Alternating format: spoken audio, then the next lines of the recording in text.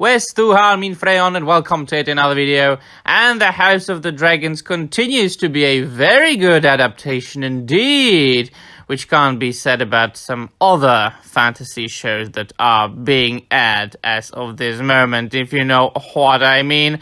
Of course, this is a review of the third episode of the House of the Dragon, and I have to say that I'm more than excited, even though as a book aficionado and a purist, I have to start with saying that yes, of course, this is an adaptation and there will be changes from the source material.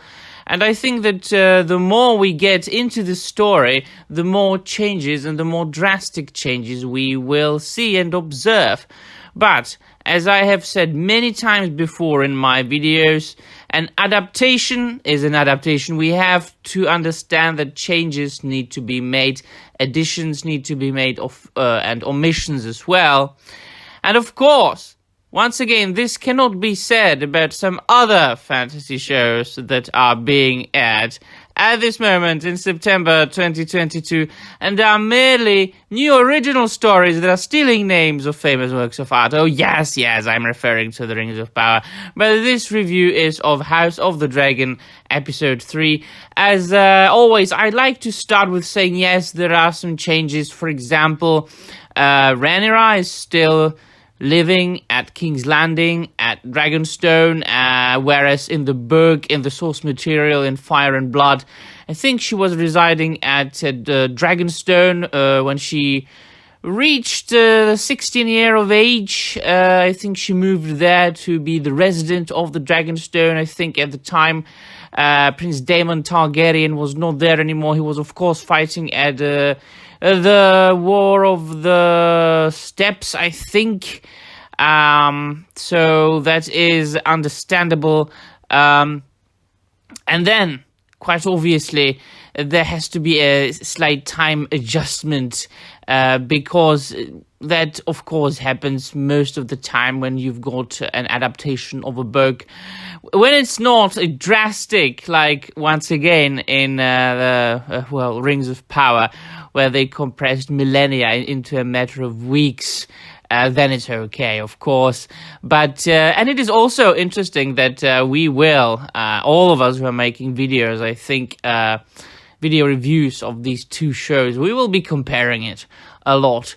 And the creators, they knew it a long time ago, and even though they were all saying that, oh, there will be no competing between us, we wish the other show the best we can. Of course, there was always going to be a competition between these two, and of course, I'm rooting for the House of the Dragon, because I can enjoy a very good adaptation that is very well made. And let me tell you, before I continue with all the changes that have been made from the books, this is a quality made show. This is a goddamn good made show. The visuals are great, still continuing to be great. The acting of all the actors so far in the 3 episodes is magnificent. I am enjoying each and every single actor that is there. Yes, and even those characters that have been changed from the source material.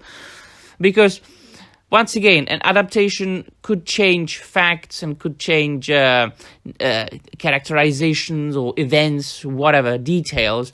But when you keep the core of the source material, if you keep the atmosphere, and if you respect the lore, if you keep the quote message, unquote, then it is okay. And the House of the Dragon is 100% absolutely going in line with the general message and atmosphere and the events of the book as it was described, or I mean the story as it was described in the Fire and Blood.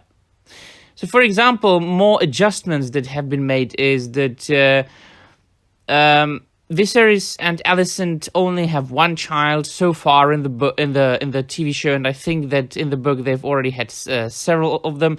In total, if I remember correctly from the book, they had 4. I think 3 sons and a daughter. Then, of course, Rhaenyra's relationship with Alicent was never good. They were never friends, not even before Alicent was married to Viserys. But quite obviously, after the birth of it was, I think, the second child in the book, the first child in the TV show. Their relationship got even worse, if it was possible. But in the show, you can see more of a contrast there, more of a change, because they changed their relationship from the books, in that they were actually friends, very, very close friends, before Alicent was married to Viserys. Now, the entire episode is, of course, also revolved around Rhaenyra being coming of age, and really it being appropriate for her to find a husband very soon. And they mention it. There is this Lannister lord who is courting her, and quite openly. And that is really it. There's one Lannister guy courting her. And then Viserys just mentioned that he has been drowning in letters from potential suitors that, being sent, or that have been sent from all around Westeros. But in the book, it is nicely described that she traveled all around Westeros and visited different castles and kingdoms and lords. And during her travels, she had a lot of suitors that were courting her a lot. Some of them even had jewels over her, which is quite knightly, and I very, very much like this. It was, of course, based on the true medieval history and old medieval stories and ballads. You can see it all the time in Arthurian legends, especially in the version written by Sir Thomas Malory. Just knights having jewels over everything, basically, over crossing a bloody bridge. So there is no wonder that knights had jewels over a woman, which is quite romantic, I think. However, it is also implied and then confirmed that it was Viserys' idea in the show, that he kind of told Lannister, Lord Lannister, to propose to Rhaenyra, whereas in the book it was one Corin Martell. He decided to tell a Martell lord to court Rhaenyra. It was his idea to make them to marry, because by this he wanted to, kind of have a strong connection and an allyship with the House of Martell. Well, it didn't really work out.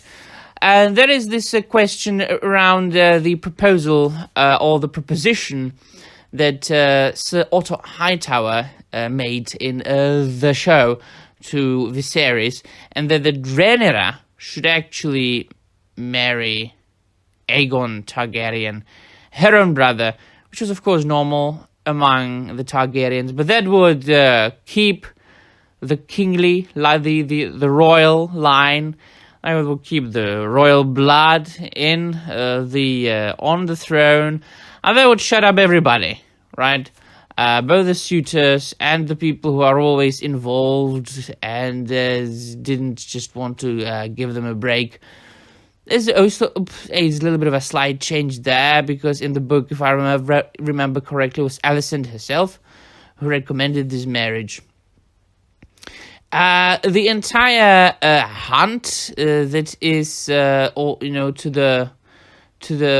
the White Hart, around which the entire episode is surrounded. I don't think it was mentioned in the book. Once again, I have to say that I am currently rereading The Fire and Blood, and I am progressing more slowly than I was expecting. There are many things to do, but I wanted to reread. I read it when it came out the first time in 2018, and before I watch the individual episodes, I wanted to reread the book first. I didn't manage.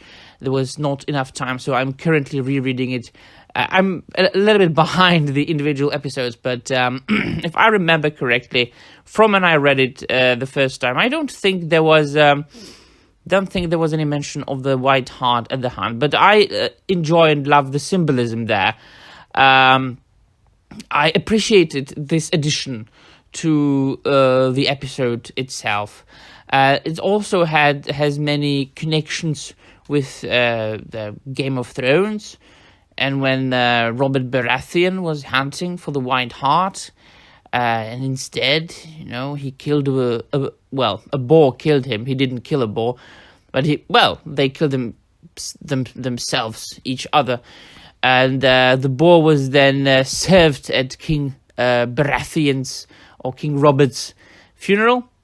And here, of course, we see that the alleged supposed White Hart that they were hunting was not really White Hart. And King Viserys then ceremoniously executed a normal hart. But of course, it turned out that the White Hart was following Rhaenyra, and then it showed up, which is of course a sign of the fact that she's the truthful heir to the throne of Westeros and to the Targaryen throne, which I consider to be a very, very, very nice scene right there. Also, she stabbed the heck out of that boar. That was a very interesting scene right there.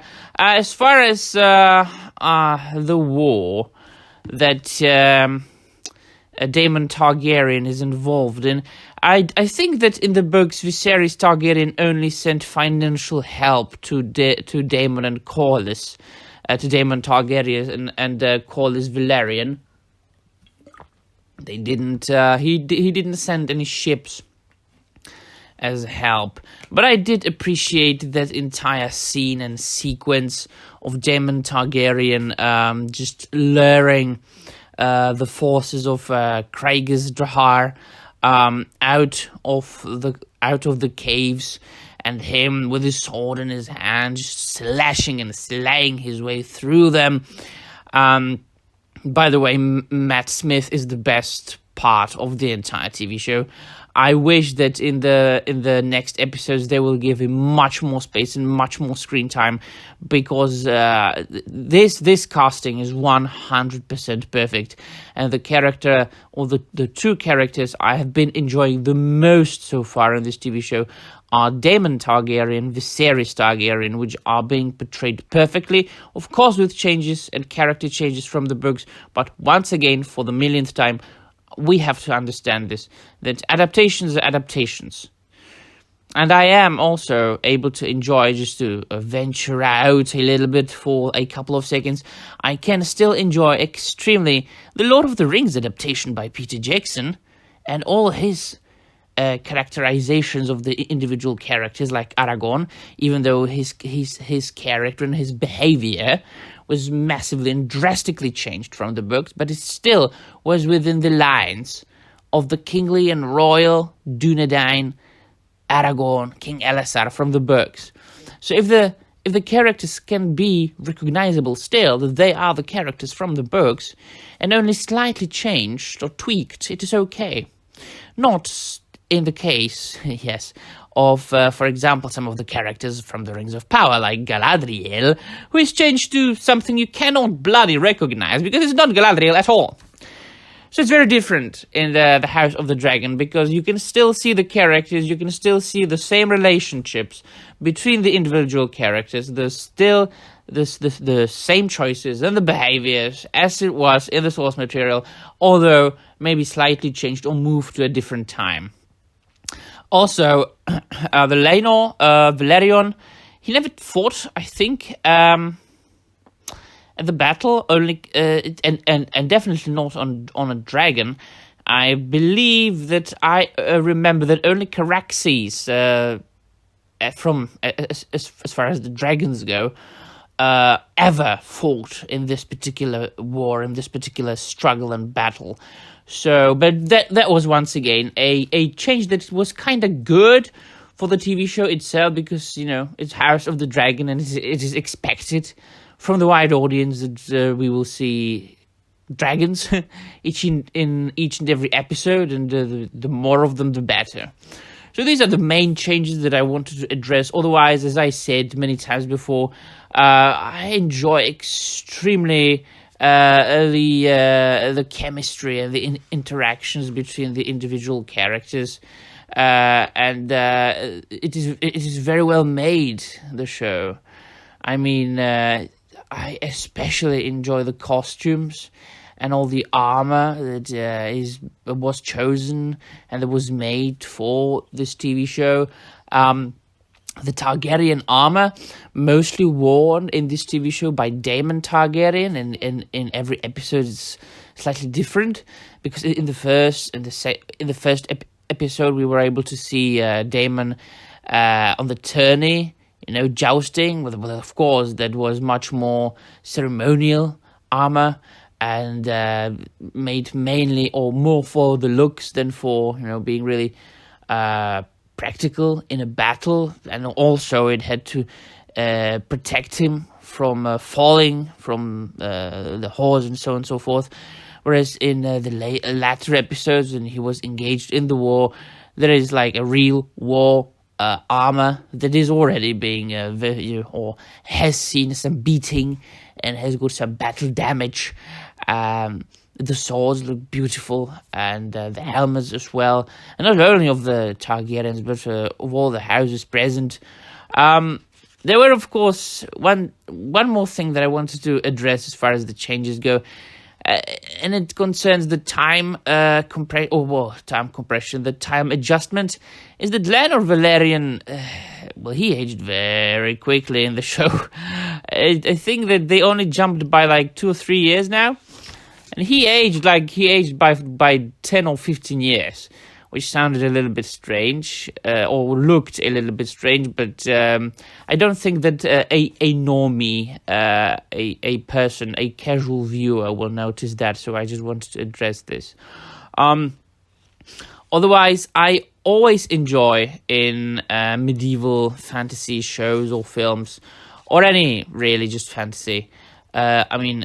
Medieval films and TV shows, the depiction of a hunt, or just a encampment around a siege, or a town or a castle under siege, and the tents of the different houses, and the conversations between the different people there, and them preparing for battle or for the hound, and getting drunk, because that shows you really not only the fantasy aspect of the TV show or the heroism of the characters in battles, swinging their swords and their spears and their axes, but the real real life quote unquote interactions between the characters, and that's always nice, and always breathes a little bit of fresh air into the TV show or the film. So all in all, I have to say that I enjoyed extremely the third episode of House of the Dragon, and not only because of its or thanks to its great action scenes and fights, and the depiction of the battle when Daemon Targaryen was clearly the hero of the hour, and the depictions of the hunt, and the way Rhaenyra Targaryen killed the boar, but also slightly changed, maybe a little bit more. We can see that this is still Westeros, still inspired hugely by real life, medieval times, and real history, and it's at court of the king and among the aristocracy. It was always about plots and schemes and backstabbing, which of course is something, the plots and schemes and backstabbing is something that will never die out, and something that people will do till the end of times. Alright, let me know in the comments down below what you think, my dear friends, if you liked the episode or not. And that will be all. Thank you very much for watching, and namaste.